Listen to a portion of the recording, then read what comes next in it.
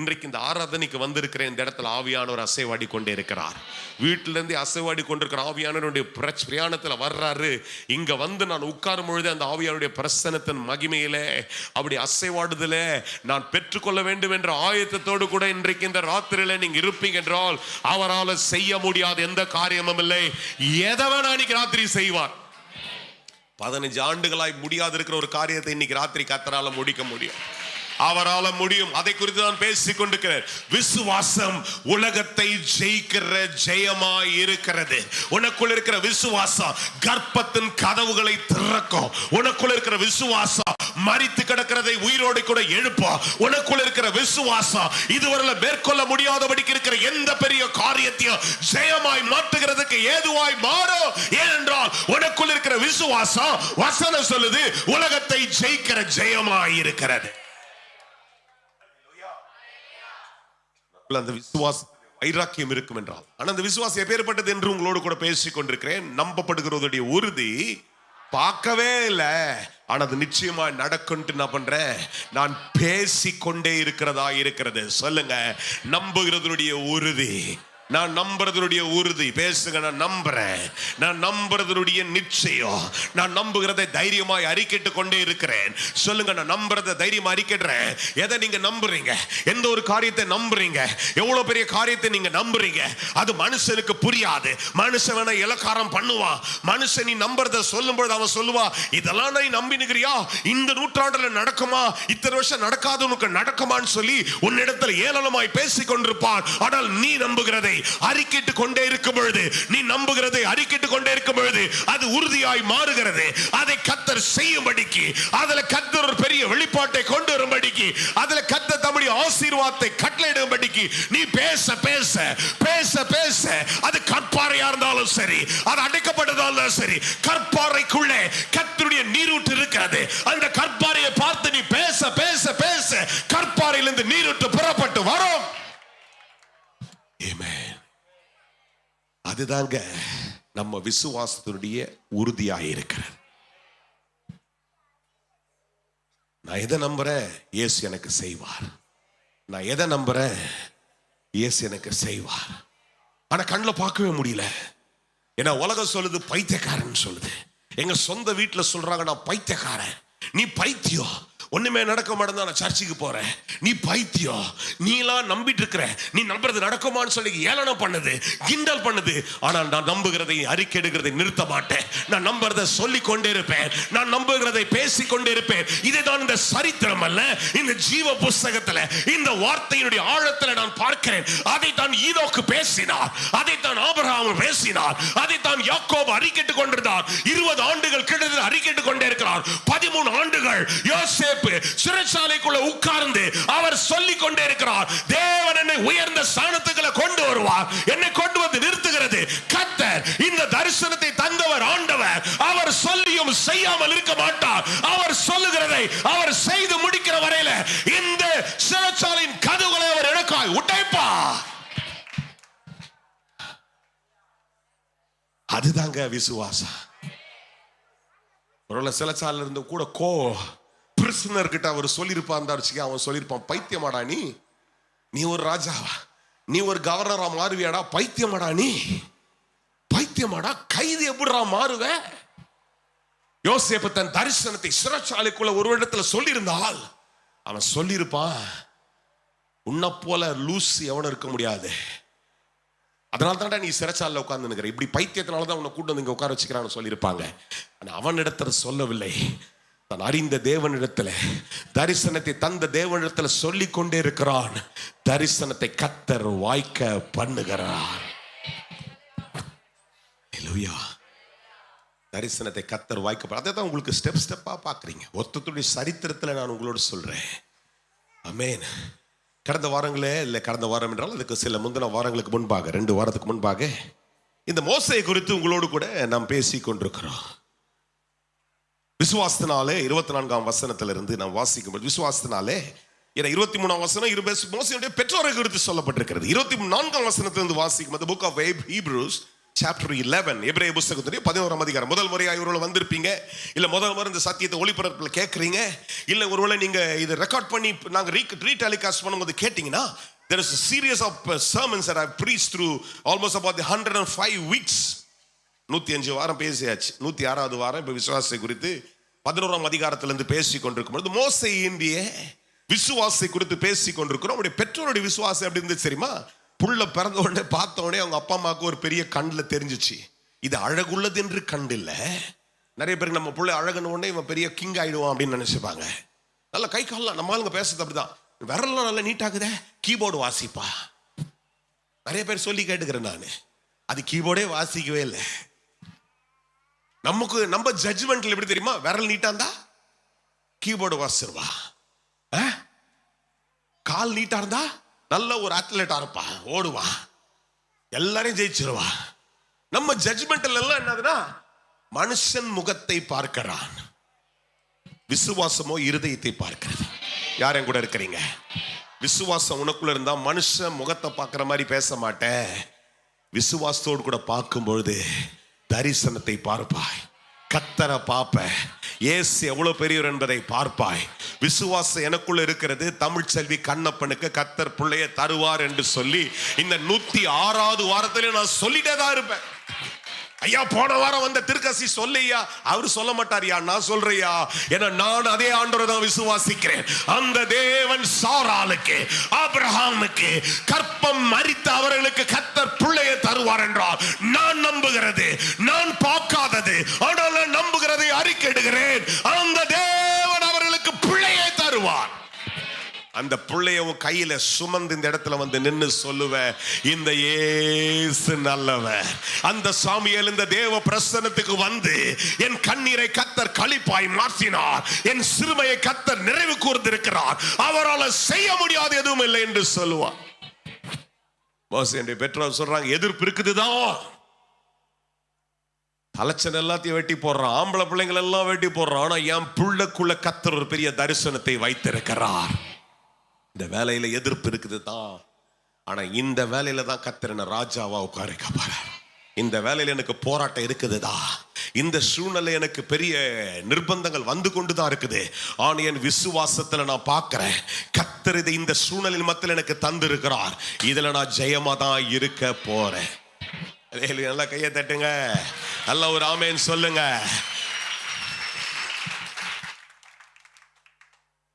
மோசே பேசுறாரு பாருங்க, அந்த மாதிரி விசுவாசத்துல வளர்க்கப்பட்ட மோசே, விசுவாசத்தால மோசே தான் பெரியவனான பொழுது பார்வோனுடைய குமாரத்தின் மகன் எனப்படுவதை வெறுத்து அநித்தியமான பாவ சொந்தங்களை அனுபவிப்பதை பார்க்கிறோம். என்ன பெருநானவன் என்ன சொல்லிட்டாரு, எல்லா luxury pleasure and everything is there for me, எனக்கு எல்லாம் இருக்குது, ஆனா எல்லாம் இருந்தாலும் நான் என்ன பண்ணுவேன், ஒரு நோக்கத்துக்காய் 40 ஆண்டுகள் நான் உருவாக்கப்பட்டு கொண்டிருக்கிறேன், அதை எல்லாத்தையும் நான் வெறுத்துட்டு எந்த நோக்கத்தை கர்த்தர் நான் ஆயத்தமாறோ அதுக்காக நான் ஆயத்தமாய் கொண்டிருக்கிறேன். யாரும் கூட இருக்கிறீங்க? எத்தனை பேர் சொல்றீங்க, பிரதர் கர்த்தர் உங்களுக்கு கொடுத்திருக்கிற ஜீவன், கர்த்தர் உங்களுக்கு கொடுத்திருக்கிற ஆயுசு, கர்த்தர் உங்களுக்கு கொடுத்திருக்கிற சுகம், கர்த்தர் உங்களை நடத்தி வந்திருக்கிற போஷிப்பு எல்லாம் ஒரு காரணத்துக்காய் கர்த்தர் நடத்தி கொண்டிருக்கிறார். என்றைக்கு நீ விசுவாசத்தில் அதை பார்க்கிறாயோ நீ அசட்ட பண்ண மாட்ட, தரிசனத்தை பார்ப்பாய். தேவ திட்டத்தை உன் வாழ்க்கையில நீ பார்க்க துவங்க. இல்லைன்னா நானும் சாப்பிட்டேன், நானும் வளர்ந்தேன், நானும் போஷிக்கப்பட்டேன், ஏதோ நானும் அப்படி வளர்ந்துட்டு இருக்கிறேன் நீ சொல்லி சொல்லி சொல்லி காலத்தை கடத்துகிறதுக்காய் கர்த்தருனை வளர செய்து கொண்டில்ல, ஒரு நோக்கத்துக்காய் கர்த்தருனை வளர செய்து கொண்டிருக்கிறார்.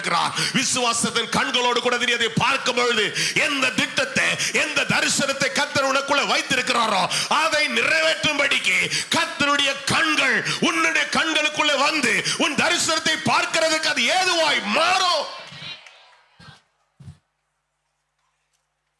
எத்தனை பேர் பெற்றுக்கொள்றீங்க? பெற்றுக்கொள்ளுங்க, அதை பெற்றுக்கொள்ளுங்க. இல்லனா இந்த வாழ்க்கை உதாசீனப்படுத்துகிற ஒரு வாழ்க்கையா இருக்கும். Yet all the luxury for 40 years, 40 ஆண்டுகளுக்கு எல்லா சுகபோகங்கள் சொல்றான். அந்த சுகபோகத்துக்காக கர்த்தர் எங்களை அன்னைக்கு நாணல்ல வச்சு காப்பாத்தினாரு, இந்த சுகபோகத்துக்காக கர்த்தர் என்னை போஷித்தார். ராஜாத்தியினுடைய கண்கள்ல பட்டு இன்றைக்கு இந்த வீட்டுக்குள்ள வந்திருக்கிறேன் என்றால் ஒரு திட்டத்தை கர்த்தரின் வாழ்க்கையில வைத்திருக்கிறார். கொரோனால மூச்சு விட முடியாதபடிக்கு உன்னை கத்தர் அதுல இருந்து காப்பாத்தி நீ கொண்டு வந்திருக்கிறாருன்னா ஒரு திட்டம் இருக்குதுயா. எத்தனையோ காரியங்கள் ஆக்சிடென்ட்ல மாட்டிக்கிட்டு காலை உடைச்சிக்கிட்டு இல்லை எதையோ ஒன்று ஆகி கத்தர் திரும்ப உன்னை காப்பாத்தி கூட்டம் வந்து உட்கார வச்சுக்கிறாருன்னா ஒரு திட்டம் இருக்குதுயா. அந்த திட்டத்தை நிறைவேற்றுகிறதுக்கு என்றைக்கு நீ உன் விசுவாச கண்கள் அதை நீ பார்க்கிறாயோ அன்றைக்கு தான் அந்த திட்டம் பிரகாசமாய் உன் கண்கள்ல பார்க்கிறதுக்கு ஏதுவாய் மாறும். யார் என் கூட இருக்கிறீங்க? எத்தனை பேர் என் கூட இருந்து அதை சொல்லுவீங்க? இல்லனா நீ படுத்திருந்த பெட்லயே கத்தருடைய கை மேல பட்டு உன்னை தூக்கி முடிச்சு மேல தூக்கிட்டு போயிட்டு இருப்பாரு. உன்னை தடவியும் கொடுக்க தெரியும், அவர் கையை பிடிச்சி தூக்கி கூட்டம் போயிட்டு தெரியும். ஆனா தொட்டு உன்னை சுகப்படுத்தி உன்னை தூக்கி இன்னைக்கு திரும்ப ஜீவனை தந்திருக்கிறார் என்றால் ஒரு திட்டத்தை கர்த்தர் உன் வாழ்க்கையில வைத்திருக்கிறார். அந்த திட்டத்தை நிறைவேற்றுறதுக்கு விசுவாச கண்கள்ல மோசைய மாதிரி பார்க்க தொடங்கினா கர்த்தர் வனாந்தரத்தையும் தருவாரு. ஆனா உன் கையில வியக்கத்திற்கு அற்புதத்தையும் செய்ய துவங்குவார். யார் தான் என் கூட இருக்கிறீங்க?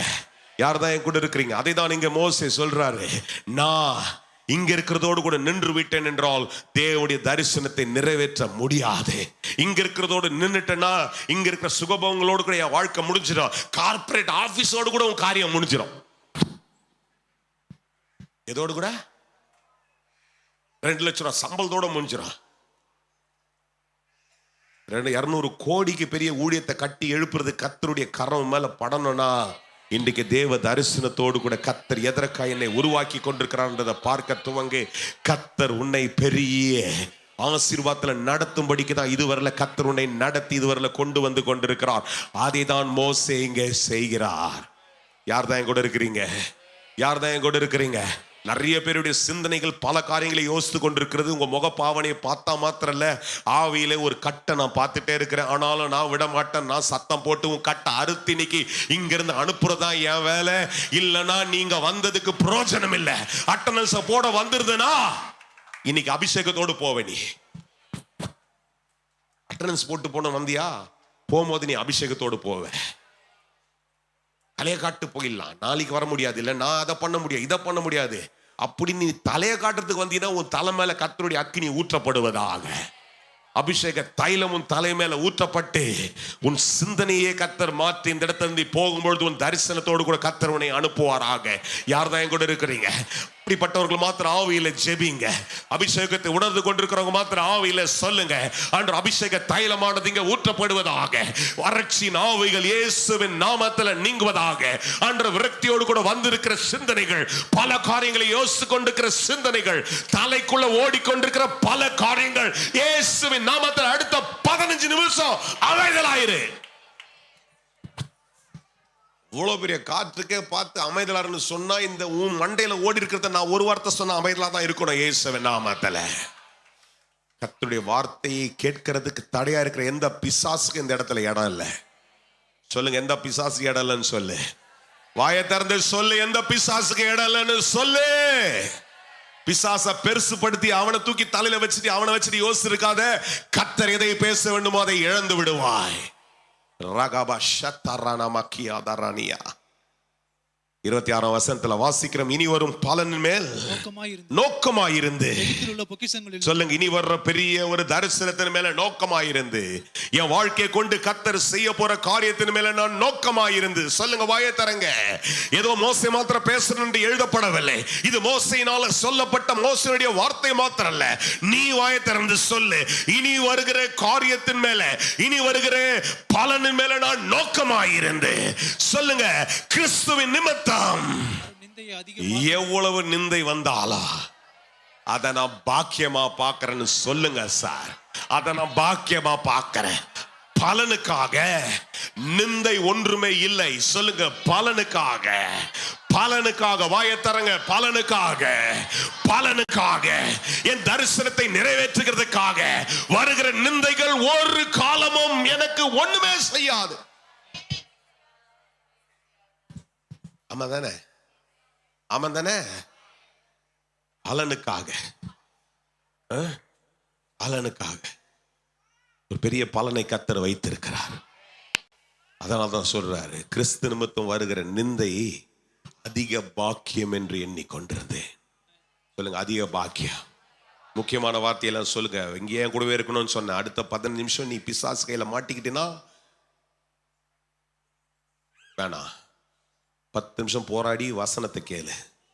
10 நிமிஷம் போராடி வசந்துகள். 10 நிமிஷம் தான் பிரசங்கம் போட முடியும். 7:50 அங்கே வாட்சில் 48:50 எது கரெக்டுன்னு தெரியல. எது வந்தாலும் சரி, அடுத்த 10 நிமிஷம் பேசுவோம். 10 நிமிஷம் பிசாசோடு இருக்காது, என் கூட இரு.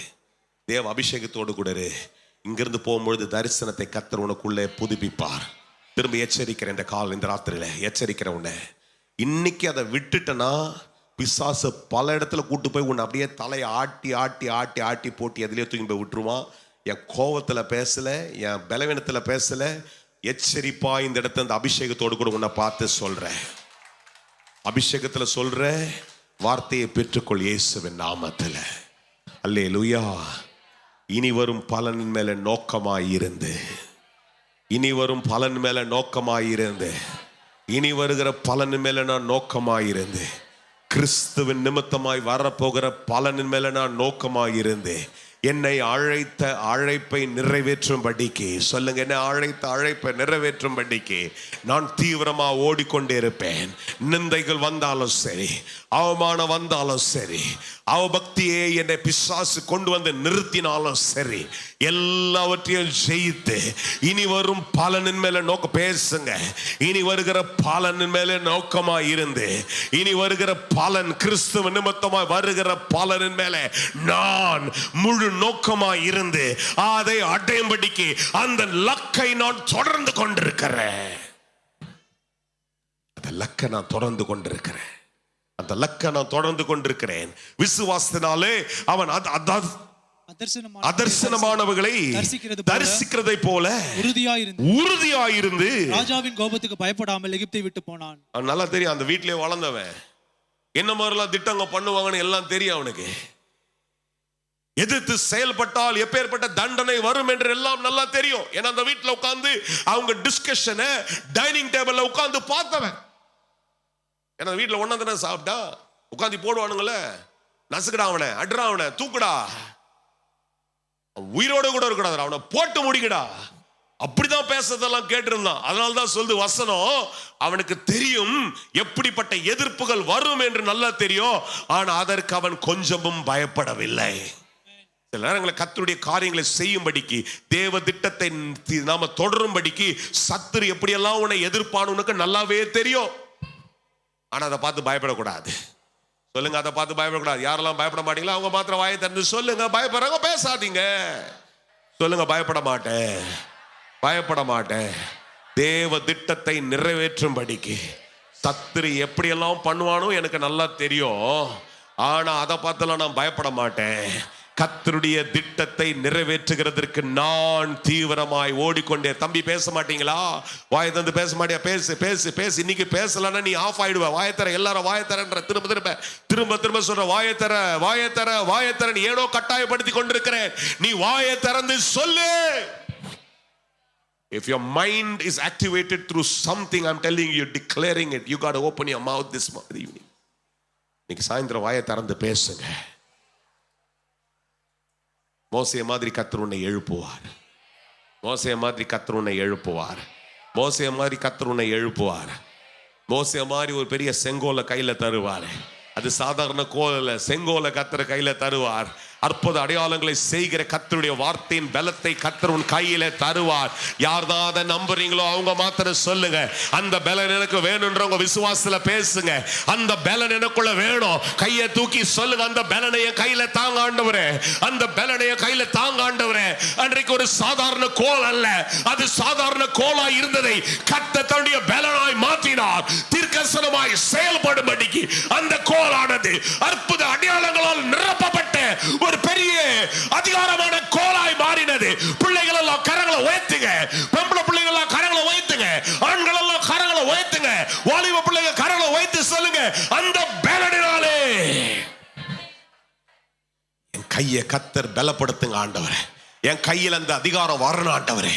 அந்த தைரியம் கைக்குள்ள வருவதாக, அந்த அதிகாரம் கரத்தில் வருவதாக, நான் அதை பிடித்து நிற்கவும், அதை கொண்டு ஆண்டவரை காரியங்களை ஜெயிக்கவா, சத்ருவை மேற்கொள்ளவா, என்ற சத்ருடைய அதிகாரங்களை திட்டமாய் நிர்மூலமாக்கவா.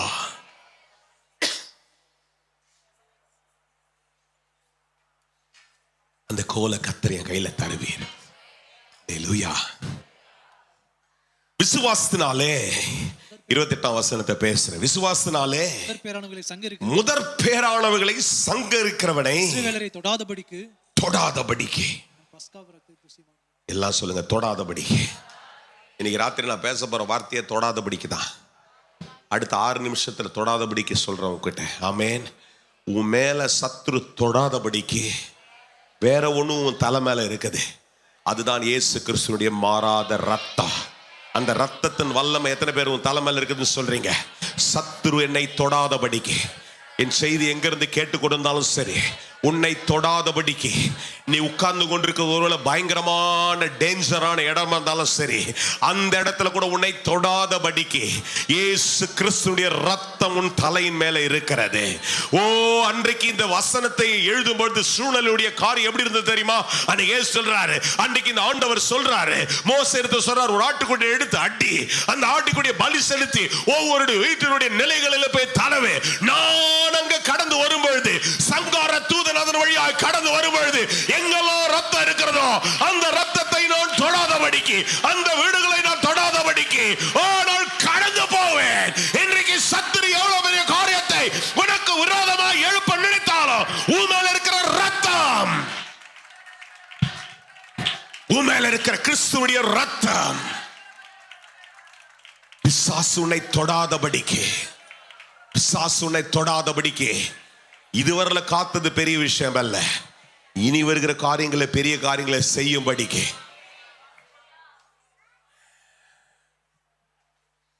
இன்னைக்கு தொடாதபடிக்கு கர்த்தர் கொண்டு வந்தனால்தான் வியக்கத்தக்க காரியங்களை தன் கண்களிலே பார்க்க துவங்கினாங்க. அந்த ரத்தத்தை அங்கீகரித்த ஜோசுவாவுடைய வாழ்க்கையில கர்த்தர் பலமான காரியத்தை கர்த்தர் செய்ய துவங்கினார். காலேபுடைய வாழ்க்கையில கர்த்தர் பலத்த கிரியைகளை கர்த்தர் செய்ய துவங்கினார். இன்றைக்கு இந்த ராத்திரில உங்களை பார்த்து சொல்றேன், யாரெல்லாம் அதுக்கு ஆயத்தமா இருந்து அந்த ரத்தத்தினால ஜெயம் உண்டு என்று சொல்லி இன்றைக்கு நீங்க நம்பி அதிகாரத்தோடு கூட பெற்றுக்கொள்றீங்களோ, அந்த ரத்தத்தினால வருகிற மகிமை, அந்த ரத்தத்தினால வர்ற விடுதலை, அந்த ரத்தத்தினால வந்திருக்கிற மீட்பு, அந்த ரத்தத்தினால வரப்போற பெரிய ஆசீர்வாதம் உன்னை கொண்டு மகிமையான காரியங்களை செய்கிறதற்கு உனக்குள்ளே அந்த ரத்தத்தின் வல்லமை பாய்ந்து கொண்டே இருப்பதாக. யாத்ராம் புஸ்தகத்தினுடைய 12 அதிகாரங்களை நீங்க வாசிங்கன்னா அந்த சம்பவம் இருக்குது. அன்னைக்கு சொன்ன உடனே மோசே போய் கேள்வி கேட்கல, என்னையா அது எப்படி முடியும்? ரத்தத்தை போய் நாங்க தட்டிட்டு வந்தா நீங்க பார்த்துட்டு போவீங்களா? எங்க வீட்டு பக்கத்து வீட்டுக்காரன் வேற ஒருத்தனாச்சே. ஆண்டவர் சார் ரத்தத்தை மாத்திராங்க, போடு, ரத்தத்தை போடு. அந்த ரத்தம் எங்க இருக்குதோ நான் அதை பார்த்து கடந்து போயிருவேன்றாரு கர்த்தர். இன்றைக்கு பிசாசுக்கு இயேசு கிறிஸ்துடைய ரத்தத்தை பார்த்தா பயம்.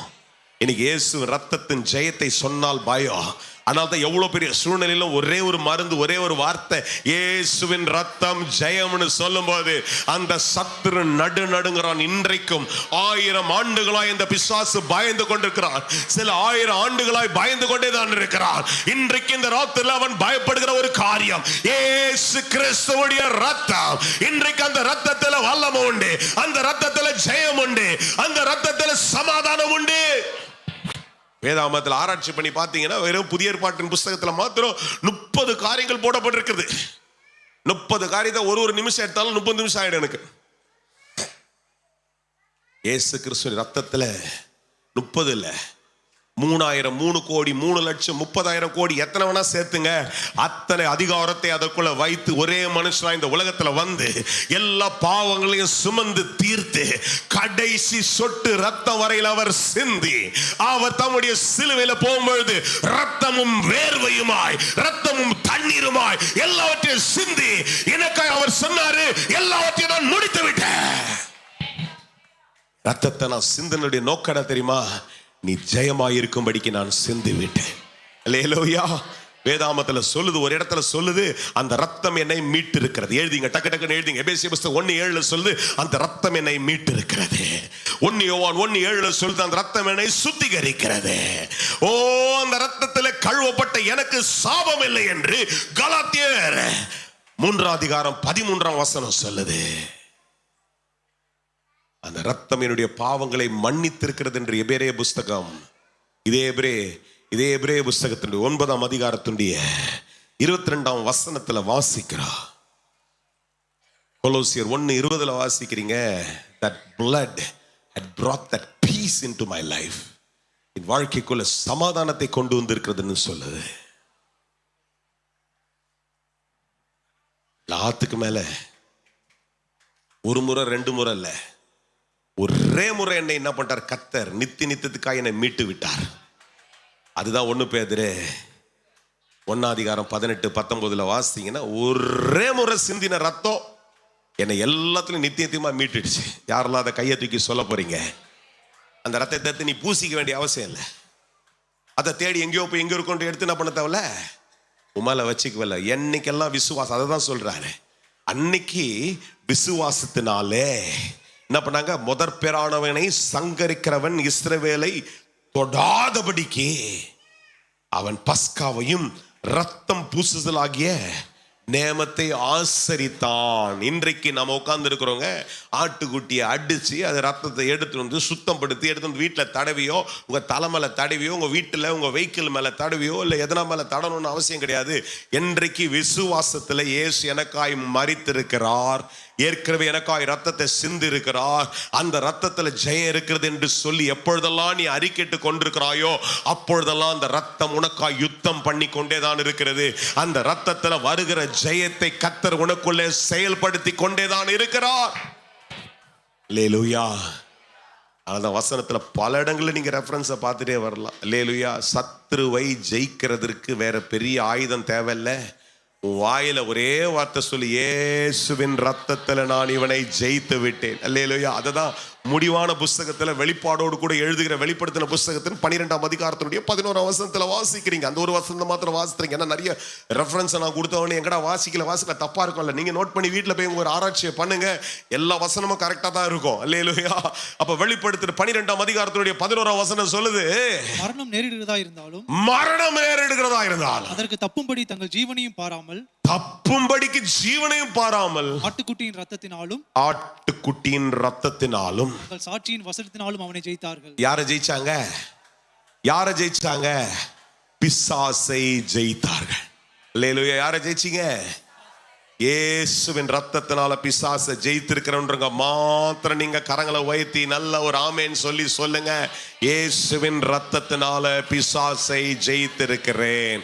சொல்லுங்க, இயேசுவின் ரத்தத்தினால பிசாசை ஜெயித்திருக்கிறேன். இயேசுவின் ரத்தத்தினால பிசாசை ஜெயித்திருக்கிறேன் சொல்றவங்க நல்லா சொல்லுங்க. இந்த நல்ல பூசா வந்திருக்கிறவங்க யாரா இருந்தாலும் சரி சொல்லுங்க. ஒரு வெற்றி வேணும்ன்றவங்க சொல்லுங்க, இயேசுவின் ரத்தத்தினால பிசாசை ஜெயித்திருக்கிறேன். அப்படியே கர்த்தரை ஸ்தோத்திரம் பண்ணிட்டே இருங்க. அப்படியே கர்த்தரை ஸ்தோத்திரம் பண்ணிட்டே இருங்க. சொல்லுங்க, இயேசுவின் ரத்தத்தினால பிசாசை ஜெயித்திருக்கிறேன். நல்லா சொல்லிட்டே இருங்க. ஒரு சோத்திரம் பண்ணிட்டே இருங்க. சோத்திரம் பண்ணிட்டே இருங்க. சோத்திரம் பண்ணிட்டே இருங்க. சோத்திரம் பண்ணிட்டே இருங்க. சொல்லிட்டே இருங்க. சொல்லிட்டே இருங்க. சொல்லிட்டே இருங்க. சொல்லிட்டே இருங்க. நீங்க சொல்ல சொல்ல சொல்ல ஒரு அதிகாரம் உங்களுக்குள்ள வருவதாக. நீங்க பேசிட்டே இருக்கும்போது ஒரு அதிகாரத்தின் ஆளுகை உங்களுக்குள்ள வருவதாக. நீங்க சொல்லிட்டே இருங்க. உங்களுக்குள்ள ஒரு அதிகாரத்தின் ஆளுகை உங்களுக்குள்ள புறப்பட்டு வருவதாக. இன்றைக்கும் நீ பார்க்காத ஒன்றை உன்னிடத்துல சொல்ற. உனக்காய் மரித்து உயிரோடு எழுந்த இயேசு கிறிஸ்து உனக்காய் சிந்தின அவருடைய விலையேற பெற்ற ரத்தத்தை ஜெயம் இருக்கிறது. நீ எவ்வளவு பெரிய சூழ்நிலை உட்கார்ந்து கொண்டுதாலும் சரி, இந்த வார்த்தையை நீ கேட்கும் பொழுது தீர முடியாத வியாதியா இருக்கட்டும், ஒருவேளை பயங்கரமான நிர்பந்தமா இருக்கட்டும், சமாதானமே இல்லாமல் ஒருவேளை ஆட்கொண்டு பயங்கரமான குழப்பத்தோடு கூட சுத்தி கொண்டிருக்கிற காரியமா இருக்கட்டும், இயேசுவின் ரத்தத்துல ஜெயம் என்று நீ இருக்கிற இடத்துல அறிக்கைட்டு கொண்டே இரு. இயேசுவின் ரத்தம் உனக்கு விடுதலையை தரும். இப்பொழுதே உன் புத்திக்கு மேலான ஒரு சமாதானத்தை தரும். உன் இருதயத்தை ஆளுகிற ஒரு சமாதானத்தை இந்த இயேசுவின் ரத்தம் தரும். இன்றைக்கே இப்பொழுதே ஒரு விடுதலை உன்னை ஆட்கொள்வதாக என்று உன்னை பார்த்து இயேசுவின் நாமத்தில் சொல்ற, இயேசுவின் ரத்தம் ஜெயம். அல்லேலூயா. இன்னைக்கு இவ்வளவு பெரிய பிரசங்கம் இருக்குது, அன்னைக்கு அவ்வளவு பெரிய பிரசங்கம் இல்லை. ஆனா மோசே விசுவாசித்தாரா? என்ன தெரியுமா? இந்த ஆட்டுக்குட்டியின் ரத்தத்தினால விடுதலை வருது. அல்லேலூயா. இன்னைக்கு நிறைய போதனை பெற்றிருக்கிற நாம இன்னும் நல்லா விசுவாசினா தெரியுமா? நான் இயேசுவின் ரத்தம் ஜெயன்னு சொன்னா அதுல விடுதலை வந்துடும். எழுந்து நில்லுங்க. இதுக்கு மேல நீங்க எல்லாம் மூஞ்செல்லாம் நல்லாவே இல்லை. அதனால எழுந்து நின்று கர்த்தரை ஒரு சோத்திரம் பண்ணி சொல்லுங்க. நான் சொன்ன இந்த வார்த்தையை என்னோடு கூட சேர்த்து சொல்லுங்க. என்னன்னு சொல்லுங்க? இயேசுவின் ரத்தத்துல ஜெயம், இயேசுவின் ரத்தத்துல ஜெயம், இயேசுவின் ரத்தத்துல ஜெயம். சொல்லுங்க. உங்க வீட்டுல எவ்வளவு பெரிய போராட்டம் இருந்தாலும் சரி, அந்த போராட்டத்தை சொல்லி சொல்லுங்க, இயேசுவின் ரத்தத்துல அது ஜெயம். உங்க வீட்டுல உங்க வேலையில எவ்வளவு பெரிய போராட்டம் இருந்தாலும் சரி, அந்த வார்த்தையை சொல்லி சொல்லுங்க, அந்த சூழ்நிலையை சொல்லி சொல்லுங்க, இயேசுவின் ரத்தத்துல ஜெயம்னு சொல்லுங்க. ஓ, உங்களுடைய உறவுகளில் எவ்வளவு பெரிய போராட்டம் இருந்தாலும் சரி, சொல்லி சொல்லுங்க, அந்த போராட்டத்தை சொல்லிட்டு சொல்லுங்க, இயேசுவின் ரத்தத்துல ஜெயம். இன்றைக்கு எவ்வளவு பெரிய வியாதியோடு கூட இருந்தாலும் சரி, அந்த வியாதி மேல கைகளை வைத்து இன்னைக்கு ராத்திரில சொல்லு, இயேசுவின் ரத்தம் ஜெயம்.